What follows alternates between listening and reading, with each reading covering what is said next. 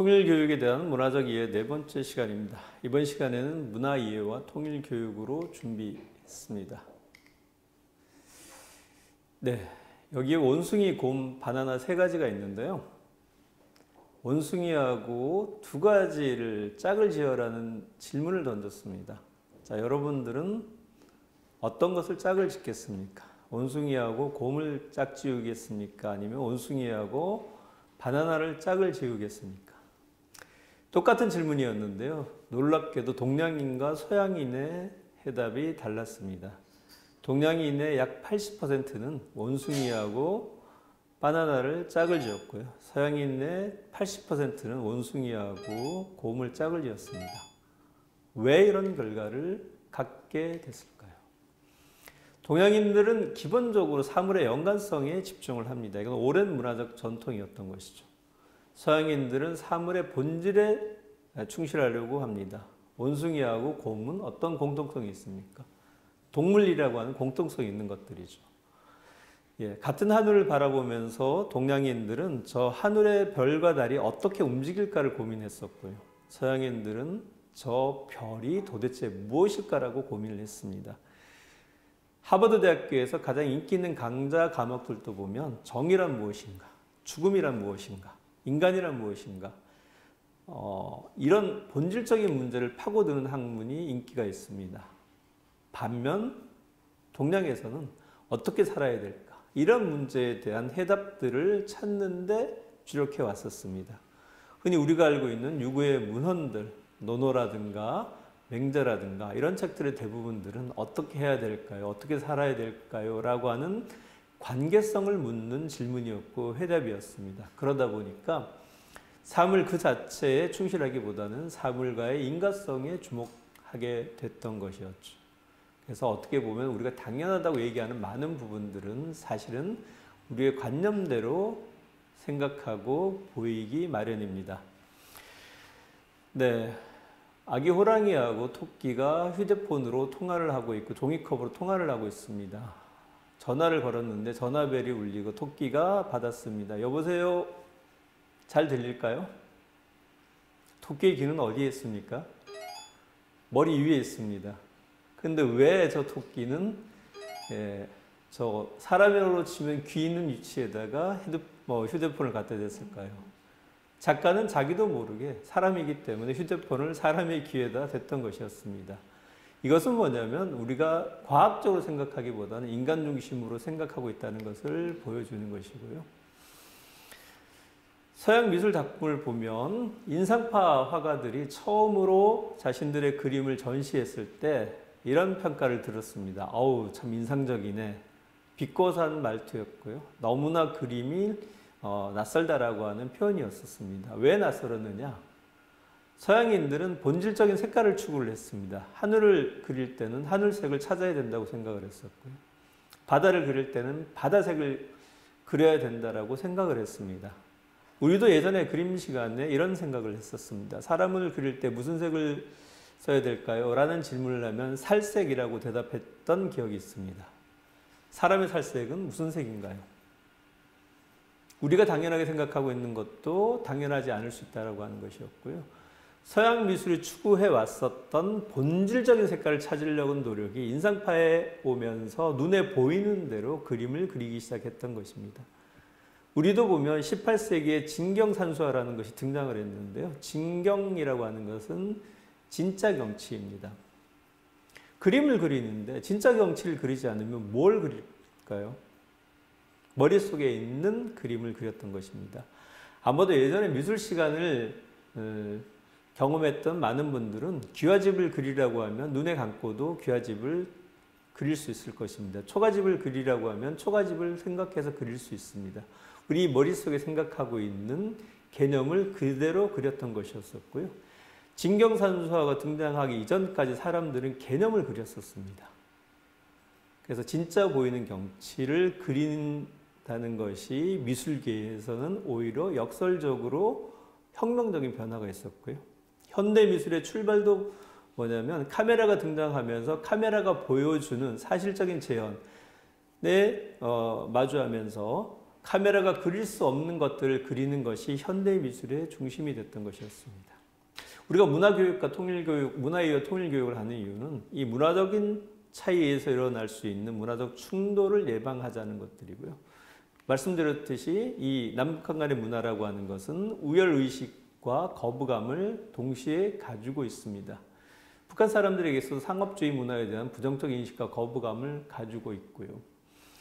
민족적 생활 양식을 오랫동안 강조하면서 서양화된 많은 풍속들에 대해서는 주체성을 상실하는 이상한 현실로 평가할 수밖에 없습니다.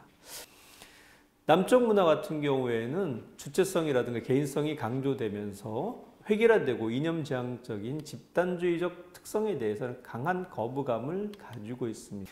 근데 우리가 어떤 상황, 어떤 사물을 대할 때 무엇인가를 판단할 때 대체로 세 가지 기준으로 판단을 하게 되는데요. 이것이 남북관계에도 그대로 작동을 합니다. 대체로 보면 우리가 저 사람 어때? 라고 하는 질문을 던졌을 때 이렇게 대답하시는 분들이 있습니다. 좋다 나쁘다. 아, 저 사람 참 좋은 사람이야. 이렇게 하시는 분도 있고 저 사람 참 나쁜 사람이야. 이렇게 얘기하는 경우도 있습니다. 이미 가치를 가지고 사물을 평가하는 것이죠. 아, 저기 착한 사람이 걸어가고 있네요. 라고 하는 표현을 한다면 그 표현은 대단히 잘못된 것입니다. 사람이 걸어가고 있는데 그 사람이 착한 사람인지 나쁜 사람인지 우리는 판단할 수가 없지만 습관적으로 착한 말, 좋은 말이라고 하는 평가 기준을 갖게 되는 것이죠. 사실 판단이라는 게 있습니다. 사실에 대한 판단은 팩트만 제공하는 것입니다. 저 사람은 어떤 사람이야? 라고 물어보면 저 사람은 어디에 살고 있고 어떤 직장을 다니고 있고 라고 하는 것은 정보를 제공해주는 판단이라고 할 수가 있습니다.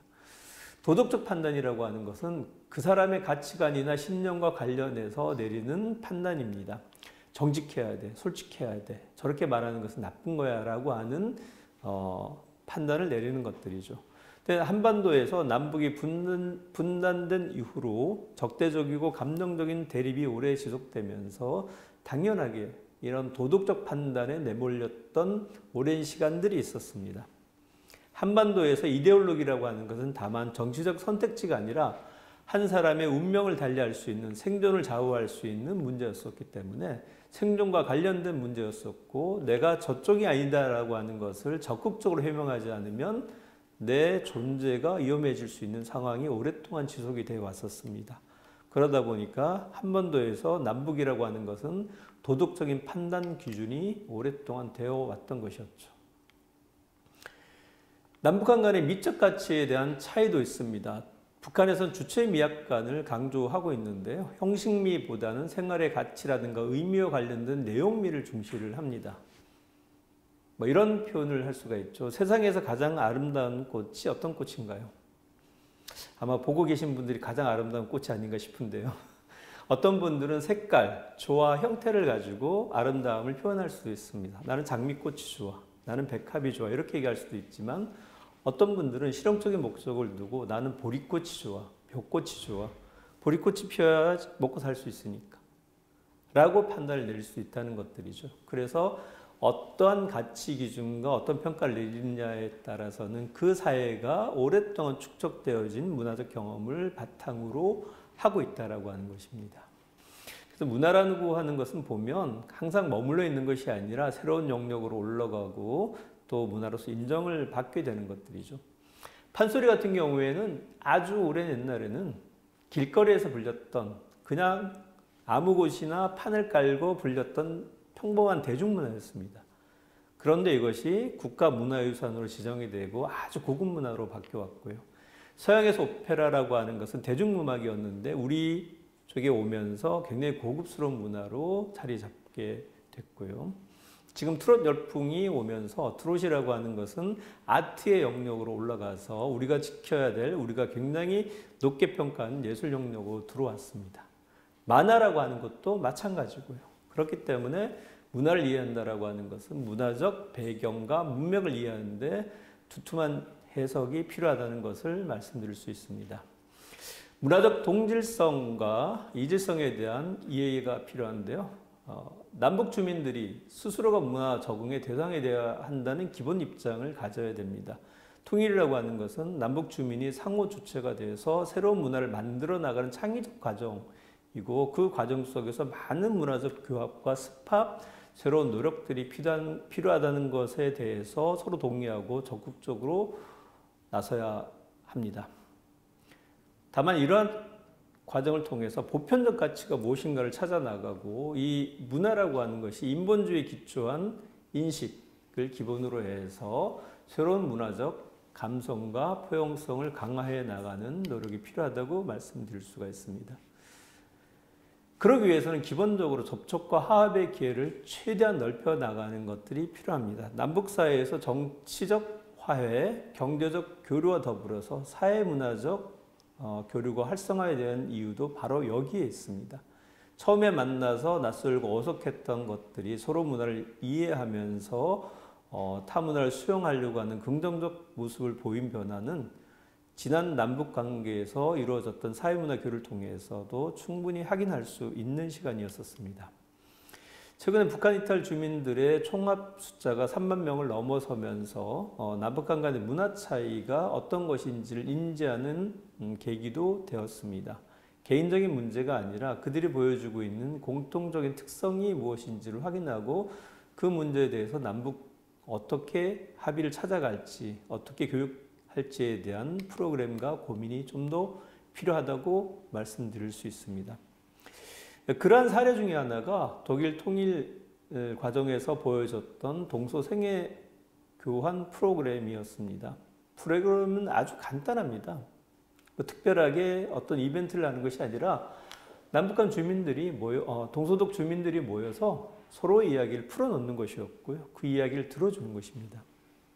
중요한 것은 내가 이야기를 하는 것이 아니고 내 이야기를 누군가 열심히 들어준다고 하는 것이었죠. 사실은 어떤 사회든 간에 그 사회가 소통이 안 되는 이유는 내 이야기를 들어주는 사람이 없기 때문입니다. 사실 어떻게 보면 분단 체제 속에 살아왔었던 동독 주민이나 서독 주민이나 한 사람 한 사람 다 굉장히 중요한 이야기들을 가지고 있습니다. 그 이야기를 풀어낼 수 있게끔 이야기를 잘 들어주는 사람들 간의 소통을 통해서 오해했던 부분들을 풀어내고 쌓였던 것들을 이제 해소하는 기회로 만들었었고요. 과거 독일 통합 과정에서 여러 가지 진행됐던 프로그램 중에서도 가장 성공적인 프로그램이었습니다. 이 독일 통일 과정에서 진행됐던 동서생애 교환 프로그램의 가장 큰 장점이었던 것은 상대방에 대한 고정관념을 이해하게 됐다는 것들입니다. 내가 잘못된 생각을 가지고 있었구나. 내가 이런 것들은 너무 과장돼서 생각했구나 라고 하는 것이었고 그런 것을 알게 되면서 선입관이 깨지고 소통이 가능해진다라고 하는 것을 확인하게 됐다는 것들입니다. 저도 이제 남북한 주민들이 함께하는 자리에서 이런 프로그램을 할 때 몇 가지 원칙을 정하고 대화를 시작을 하는데요. 먼저 상대방에 대해서 물어보지 않기. 상대방이 물어볼 때까지 기다려주기. 왜냐하면 나는 정말로 궁금해서 무엇인가를 물어봤는데 상대방은 그 질문 자체가 굉장히 불편할 수가 있다고 하는 것입니다. 그런 과정을 통해서 남북한 주민들이 상호 감수성을 높이기 위해선 다음과 같은 몇 가지 이해 훈련이 필요하다는 결론에 이르게 됐습니다. 남한 주민들의 경우 북한 이탈 주민이나 북한 문화를 이해할 때 다음과 같은 것들이 필요하다고 생각을 합니다.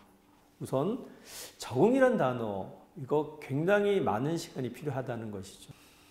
남한 사회는 굉장히 경쟁이 심한 사회라는 것을 인식하고 있어야 됩니다. 그리고 우리 사회는 노동 강도가 매우 높다는 것을 인정할 필요가 있습니다.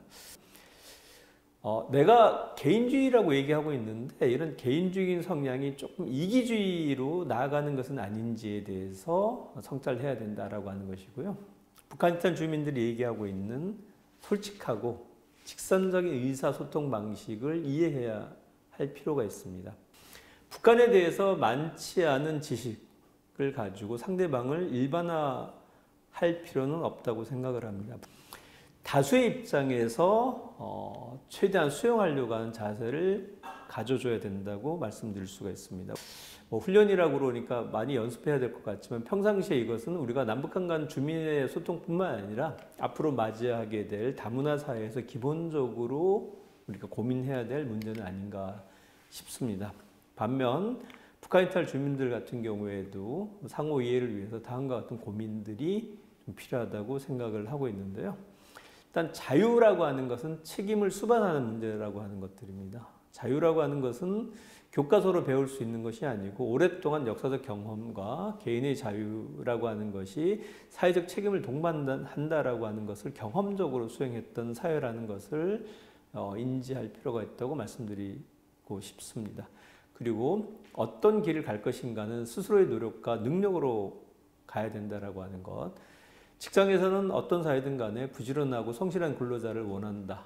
그리고 규칙, 약속은 정해지면 그대로 잘 지켜야 한다는 것.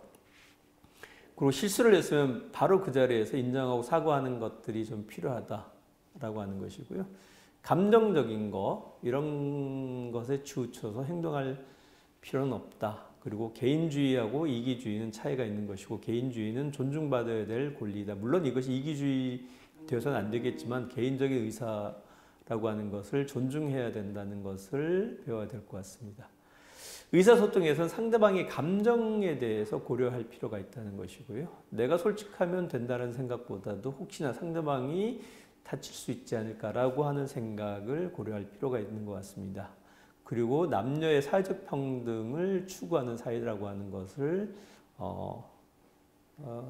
인지하고 대화에 활용해야 될 것 같습니다.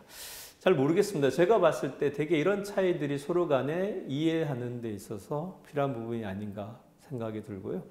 이런 것이 있다라고 하는 것을 인지하고 대화하는 것, 그것은 남북 주민들에 있어서 의사소통, 나아가서 한반도 통합 과정에 있어서 더욱더 필요한 자세, 훈련이 아닌가 싶습니다.